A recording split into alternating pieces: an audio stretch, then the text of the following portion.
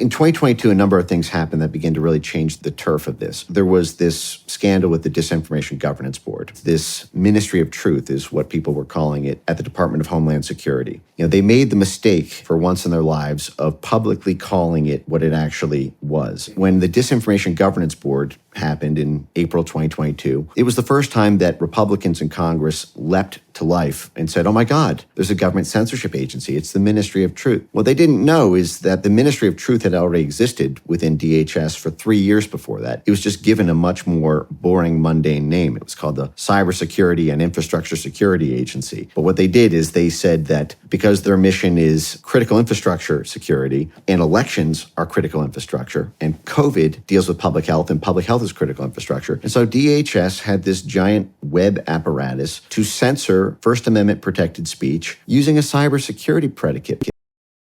The Pentagon was already working on these AI censorship superweapons to stop ISIS. This was a technique called natural language processing, which is this ability to basically scan the entire internet, all tweets, all Facebook posts, all YouTube videos, because everything we say on YouTube since 2009 or whatnot has gone into closed captioning at YouTube. So there's a transcript. Well, the AI can read that transcript and it can scan for keywords, pre-crime analysis, whether or not you support or oppose the thing you're talking about, or whether you're talking about something that's sensitive from NATO's perspective. Some Ukrainian oligarch who's on, CIA payroll does something embarrassing, and, Russian YouTube videos or Facebook posts or tweets are amplifying that. Well, that can all be turned down so that nobody knows about the story because the AI is now reading it. 2017, 2018. In 2019, Mark Zuckerberg starts giving public speeches that he thought censorship on Facebook was going too far. But then he got hit with a $60 billion advertiser boycott. That is, Facebook lost $60 billion in market cap in 48 hours from this boycott. So then he folded like a lawn chair and gave them everything they wanted. That was 5 years before his letter just weeks ago to Chairman Jordan that he regretted folding to government pressure. That's how long he had misgivings about this. That's a formal U.S. government program dedicated to killing news websites, killing their advertiser revenue. And it's all there in black and white that you have the U.S. government contorting the private sector flow of dollars between independent arm's-length parties, news websites and tech platforms, and advertisers. And by the way, all these advertisers are hugely dependent on U.S. government contracts. From their perspective, the State Department, USAID, the military pumped $5 billion into Ukrainian civil society to topple the democratically elected government of Ukraine in 2014. This is Viktor Yanukovych's government. And I'm not even weighing in normatively about whether that's a good or a bad thing. But the plain fact is we did overthrow that government, which was democratically elected by the Ukrainian people. We did it through the same means that were done on January 6th. This was just a straight up riot to take to the main parliament building square and overrun it through violence and seize control over government. It's everything that was accused of January 6th protesters, but our U.S. Embassy did it. Victoria Nuland was handing out cookies and water bottles to the militias that the State Department and USAID and all these different CIA-backed channels had been funding with billions of dollars, but they were not expecting what came next. So what's going to happen when all these people lose internet and there's no other provider? Well, there's a very strange, ominous case scenario, which I've talked about a little bit just on my X account, which is that China has just launched this new SpaceX competitor. And this Starlink, market killer is something that I would not be surprised if Brazil pursues as a Starlink substitute. Lula hitched his star to China. I would not be surprised if part of what's happening right now with taking out Starlink is an attempt to do either a favor, directly or indirectly, for their new Chinese partners, or to supplant Starlink altogether with this new Chinese competitor who is looking to get market reach, and capturing 10th largest economy in the world would be incredible as a beachhead, not just in Brazil, but also in all of South America.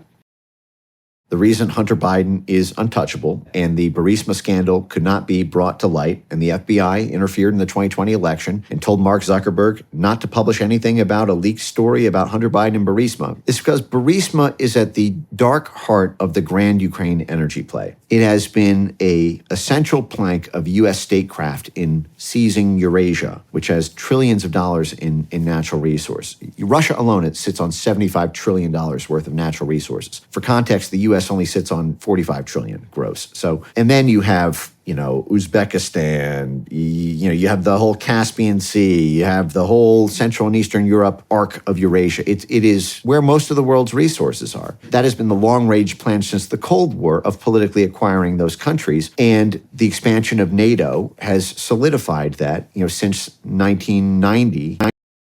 What do you think the probability of this is going to turn into World War III? It's hard to say because I think we may flirt with World War III ever more in a deliberate attempt to avoid World War III. And what I mean by that is we have this technique called destabilization when we're trying to negotiate with a foreign government and they're being uncooperative, or we sense they're willing to make a deal, but we don't have leverage. And so offering them something or hurting them with something and threatening to make the pain go away. And I suspect that what's happening right now with Ukraine's escalation against Russia, one way to look at it is it puts us on the path to World War III. I actually suspect there's something a little bit more moderate happening in the background. My sense of it is that the NATO senses that Ukraine is losing more and more by the day inside of Ukraine, and the political frailties around sustaining the funding level are very difficult. But the problem is they don't want to strike a peace deal that includes giving the Donbass or Crimea back to Russia.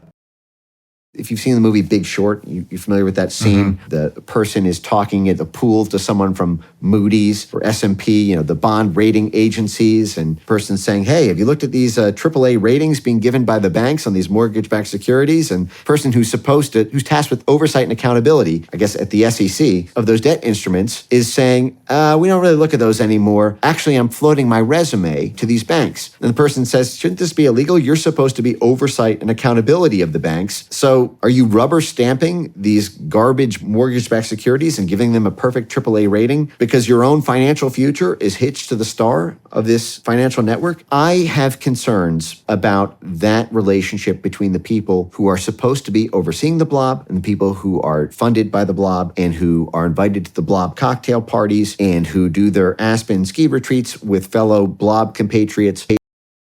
Elon fired 85% of the company. How is it still working just as well, in fact, even better than it worked? Any major company fire 85% of its workforce and actually do better than it was doing before, let alone not suffer any setbacks or hiccups? Well, the answer is because so much of the ranks of Twitter 1.0 were all of these back channels, all of these trust and safety filter mechanisms, all these different touch points to all these different stakeholder interests for influencing the algorithm. Turns out, if you're just a free speech company, you don't need them. But the problem is, and in their own words, and my foundation, FFO, published a huge report on this a few months ago, where 5 of the major censorship industry insiders were all on a Zoom call, and they complained that when Elon took over X, and then Zuckerberg followed to some extent with some of the changes he made at Facebook and IG, that they lost the relationships it took years for them to develop. They lost the hooks into those companies to make sure that this narrative about mail-in ballots gets censored. This narrative about COVID gets censored.